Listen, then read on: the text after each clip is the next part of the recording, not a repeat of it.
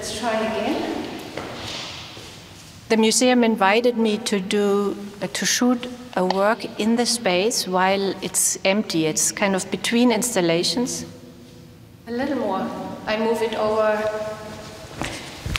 just a little more. I could use it as almost like an enormous studio, putting this background up that is like 5 by 4 meters, and at the same time using the space. Okay. Yeah, this is nice. And then now they are at the same height, so I play a little bit. We had 4 cameras. One of the cameras was a drone. The other 3 cameras were like still photo cameras. Very good. 2 different cameras showed the model with 2 different backgrounds.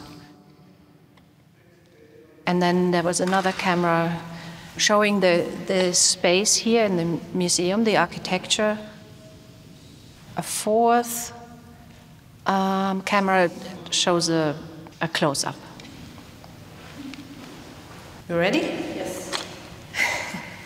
And to release them at the same time, I connect every camera, still camera, to a receiver, and I have a transmitter. Just by pressing one button, I can release all the cameras at the same time.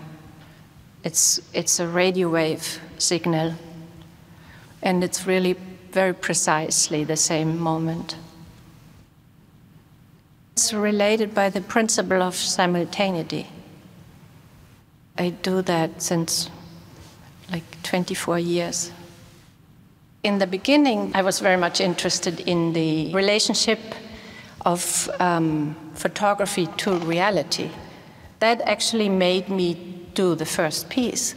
I really wanted to know what photography is and what it does with reality.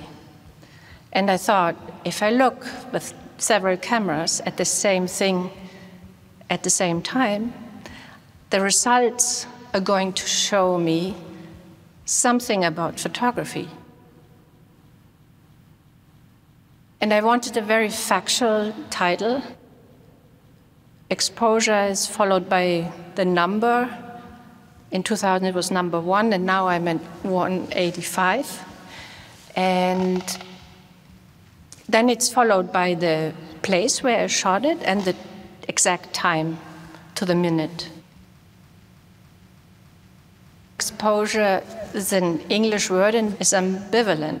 It means you reveal something, you expose something, and at the same time it's a very technical term for a photographic image.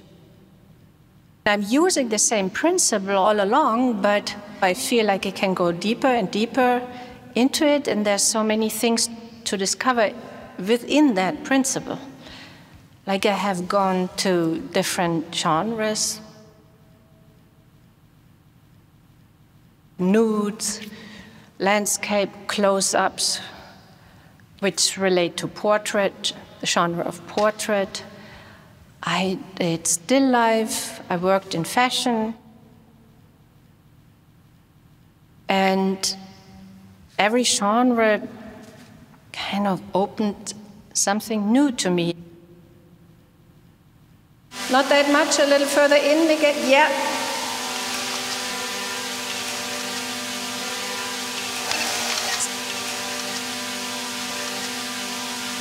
Yeah, 2 more. I love my models and I love working with them. Okay, shoot. But they are like figures in a still life. And I'm using them again and again. One? And then they know my work and they know how to do it. I don't think my work is about what I photograph. Okay. It is about how I photograph. Left hand out a little more, like, yeah. And down a little bit. Yeah. I'm actually trying to go into it in a philosophical way. And I have questions that come up during the work and whenever I look at the result. For example, how does the viewer look at a photograph? What does the photograph do with the viewer? Can a photograph look back to the viewer?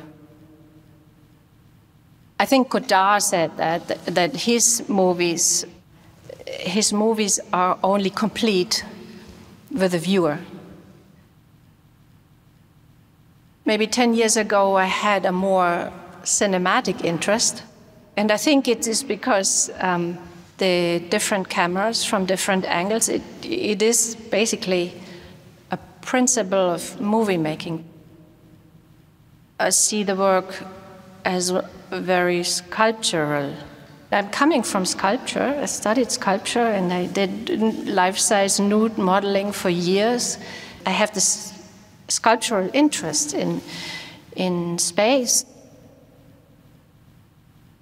The societies are not only in America but also in Europe going into a mode that is very kind of black and white, yes or no, right, wrong.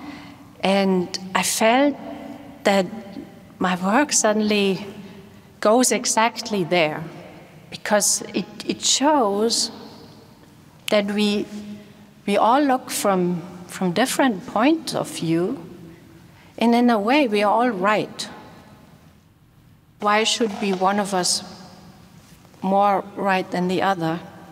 We're coming from different viewpoints, from different life experiences or knowledge or abilities, and we look very differently.